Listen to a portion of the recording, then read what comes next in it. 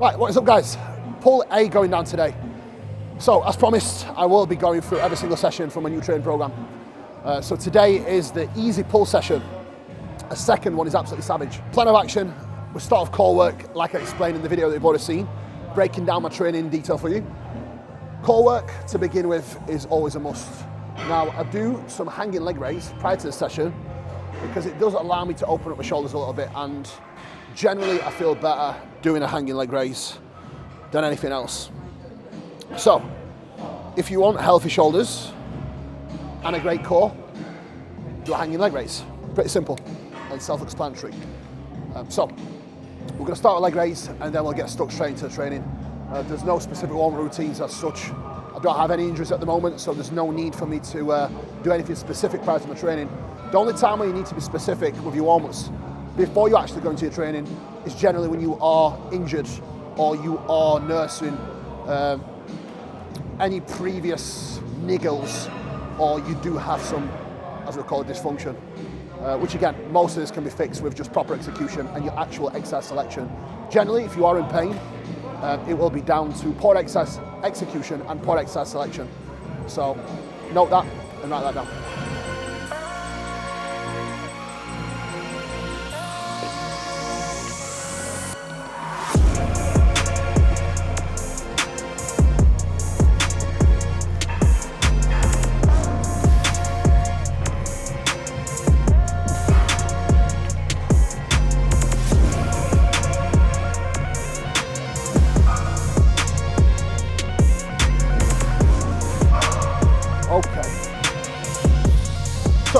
Couple of sets here, as many reps as I can.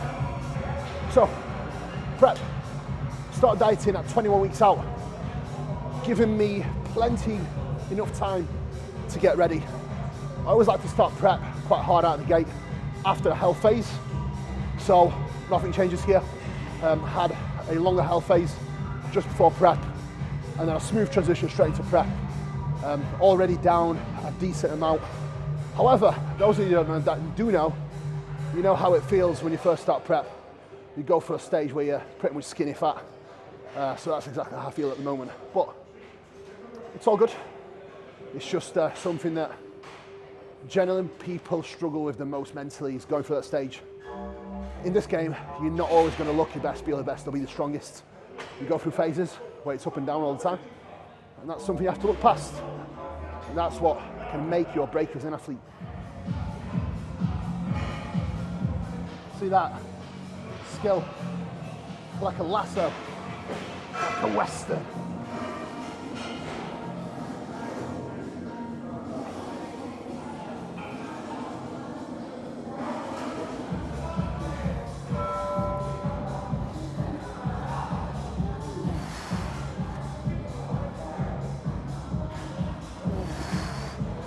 Pull-ups, should you do them, should you not? It's probably one of the best exercises you can do. Now, is it the most optimal? Probably not. Does it have benefits? Absolutely. I think being able to do a good pull-up, it's not only going to provide you with some great stimulus for your back, but also shoulder health, allowing you to really go through full range of motion, full protraction and full retraction in that range is always going to be beneficial. So, especially when you first start training, I do think at least learning how to do a great pull-up and being able to actually do pull-ups is going to be beneficial, for sure. One of the best things you can do for any back training is actually initiate the movement through your elbow, not your hand. So as you can see AJ here, pulling down, watch his elbows. He actually initiates the movement through the elbow, not his hand, and you can see that clearly with the motion and his arm path. So take note. Success leaves cues. AJ's got tremendous back, and you can see with the way he executes.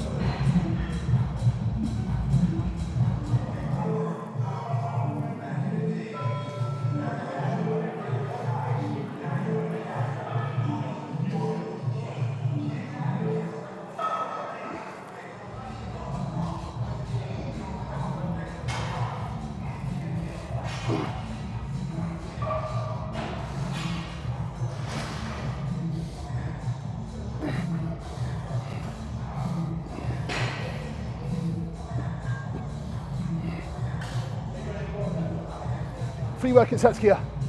And what you'll notice is every single set, we're actually using exactly the same load, but we are going to adjust the resistance profile of the machine, moving these plates around so that the only thing that changes is where the machine is heaviest. So with every set, we will start to load the stretch more and more, meaning that we match the resistance profile of the machine with the strength curve of the muscle. So your lat's always going to be stronger in the stretch. So that way we can still get quality stimulus across every single set. And in fact, probably get more out of every single set, shifting that weight around. One thing you'll notice, I have pumpage in my intra. So generally, I have my sustained performance fuel, my pumpage. I start sipping that as I start training. And then I actually have my MPS mid-workout. So those of you guys that are new to the channel, I like to have my protein feedings distributed evenly between each serving. So pre-workout meal goes in at 12 o'clock. Then I have my MPS, my EA's MPS at 2 o'clock, 2:30. Post-workout meal, 4:30. This gets pretty much finished halfway through my session, always. The reason I have pumpage in it, I'm in prep now, so I want more pump. I have a serving of pumpage before my training and intra. I do find it actually helps with pump, so why not?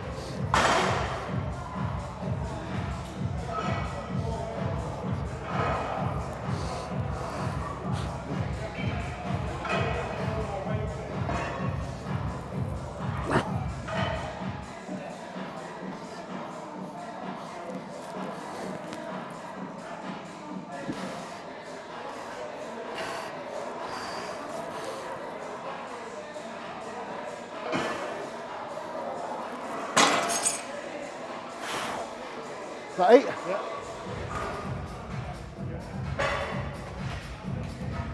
Oh.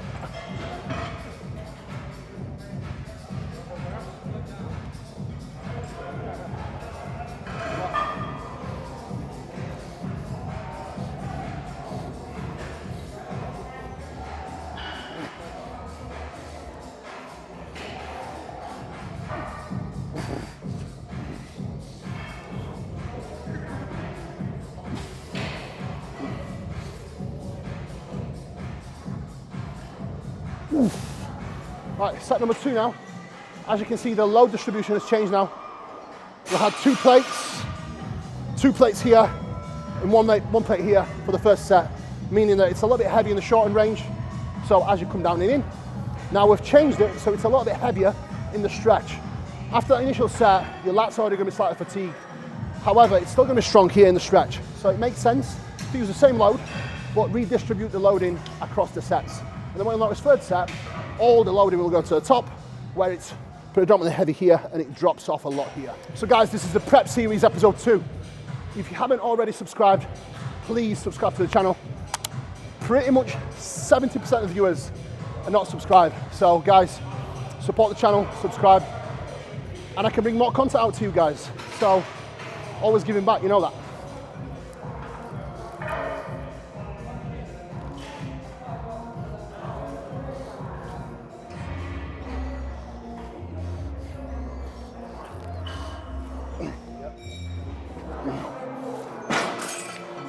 Okay.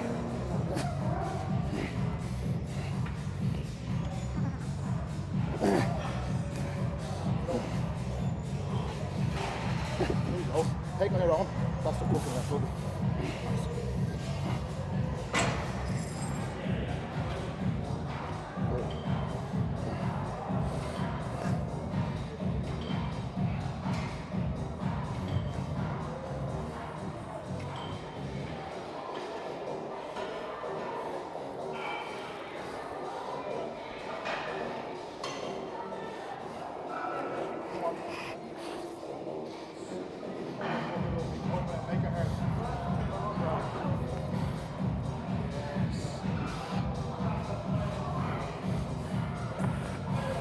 One mistake I see people making in contest prep, the second they start to lose body fat and get fitter, all of a sudden, they start taking shorter rest periods between sets.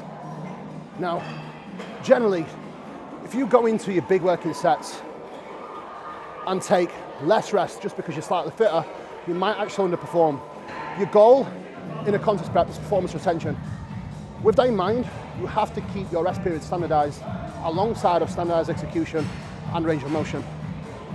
That is the only way to be able to sustain honest progression through a contest prep.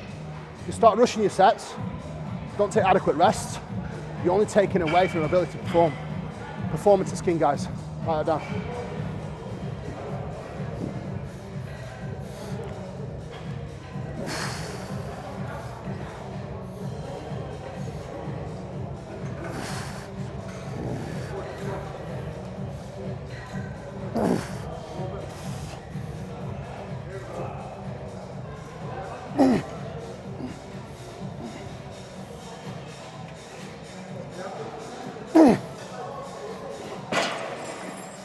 Okay.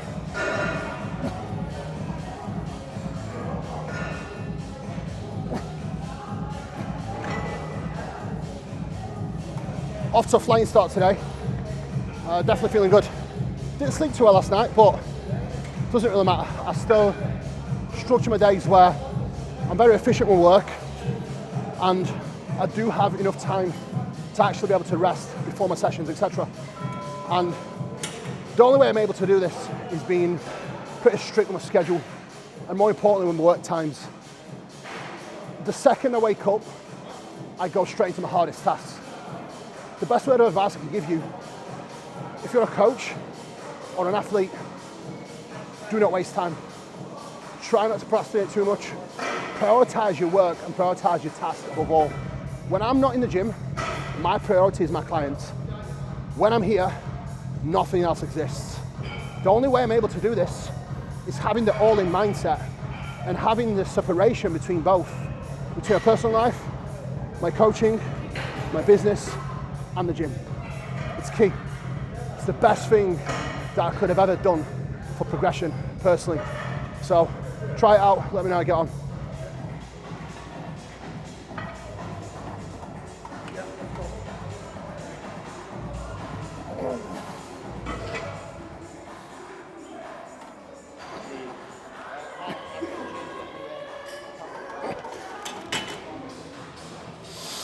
Up, yep. Up. Yeah, let's go.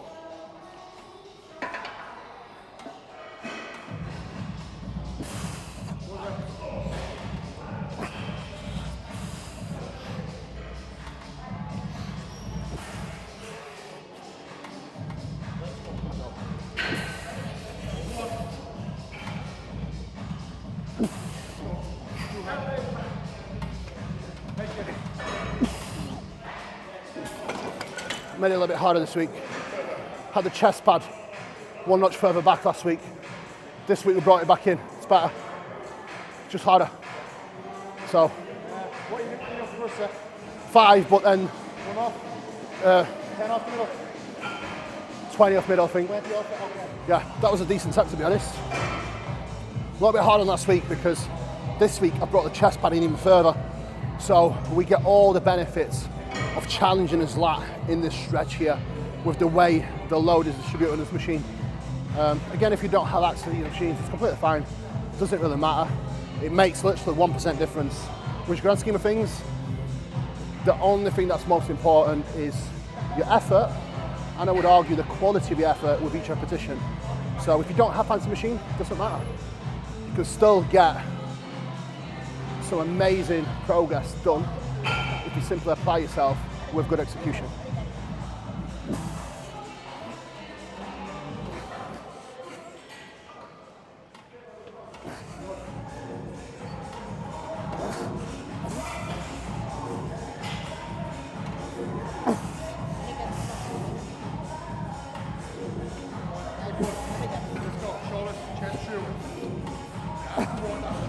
Come on. That's it again. So sometimes you may not see progression in your book, but if you simply improve your quality of the sets, range of motion, or the challenge for your setup, that is the progression itself. So progressive overload is not just about load. Write that down.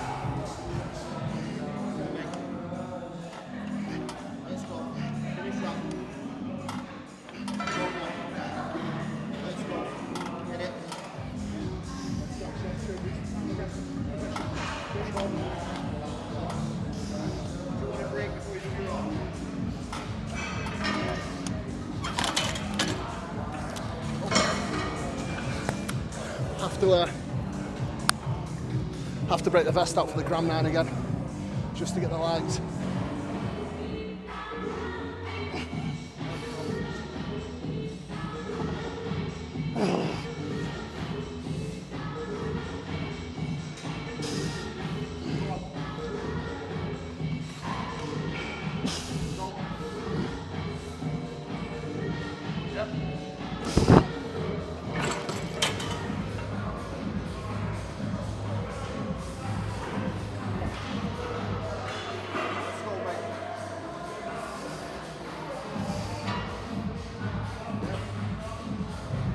We always start with lat work. That is always a must for me personally. Your lat's going to be big enough. Then we'll follow this up with an upper back biceps row.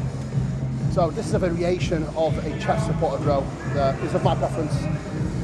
Then we move on to a single arm lat biceps row. Again, all my lat work is always done unilaterally. The reason for that is I can get a much better connection using one arm at a time than I do bilaterally. And then what you'll notice, we finish off in a different row variation. That is more so an upper back / thoracic row, and it gets a lot of trap as well. So this session pretty much ticks every single box for me. And then I also finish on a calcium shrug. So the structure of each session is very similar, but slightly different. But you'll get to see that in pull D variation.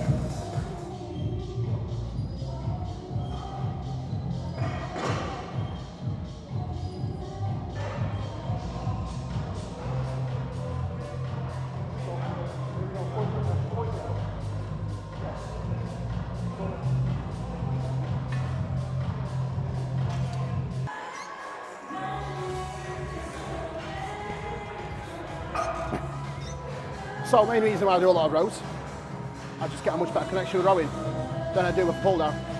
So my preference is focusing on rowing movements, getting good at them, and getting stronger at them. It's pretty simple. There's no rules to this game.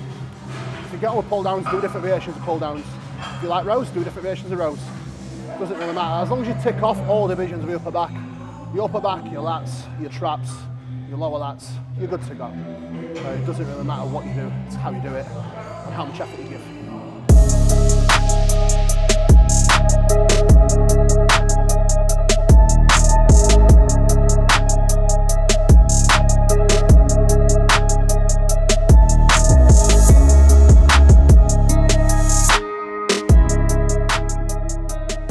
So a couple more sets here.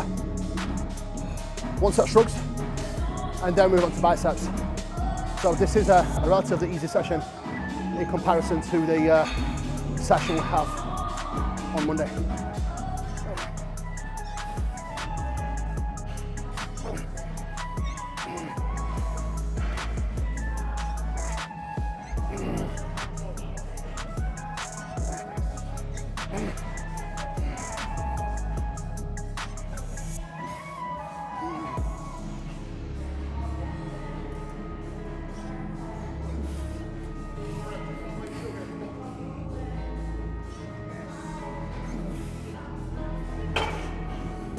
Feel good today, so we can afford to do a little bit of, maybe a set extra.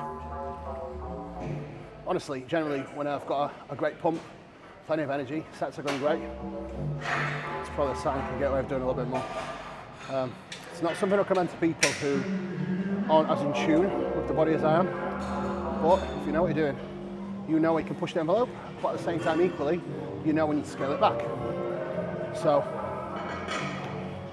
always remember, training volume is fluid. It will go up and down depending on where you are. And your recovery capabilities. So, like that now.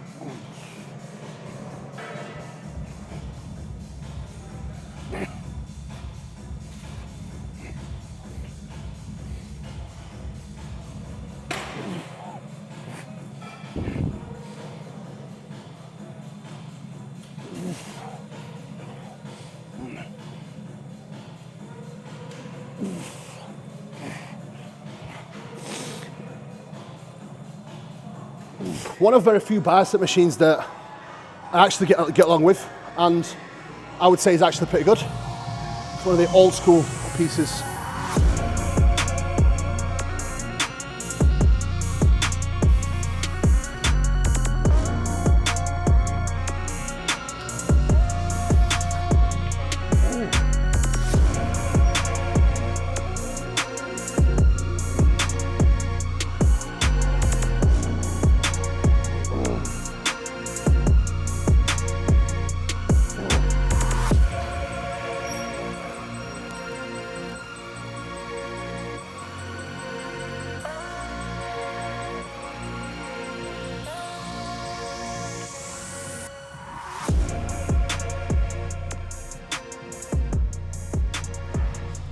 Not bad. A couple of weeks in. We've got plenty of filling out to do. Those of you that know, you do know, when you first start prep coming off the back of a health phase, you just don't feel the same for the first few weeks, first month or so.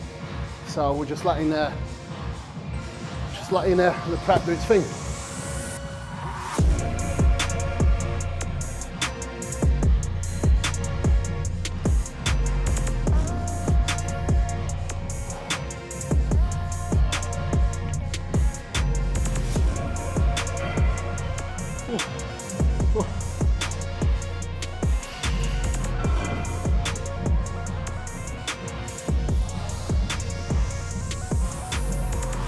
Happy days. Right, I'm gonna smash the rest of the bicep off. Now, I actually definitely don't like training with a vest on. I always like to have a baggy jumper on, but seeing as though I'm filming for you guys, what we do is get the pump cover off. That's what the cool kids call it. No, but honestly, when I'm in the gym, I wouldn't really feel comfortable training with just the vest on, unless I'm mega peeled, and then I break it out sometimes just to do a set. So generally, I will get this off just to film some sets. But my preference is always staying covered up. So if I wasn't filming today, I would have not took this off.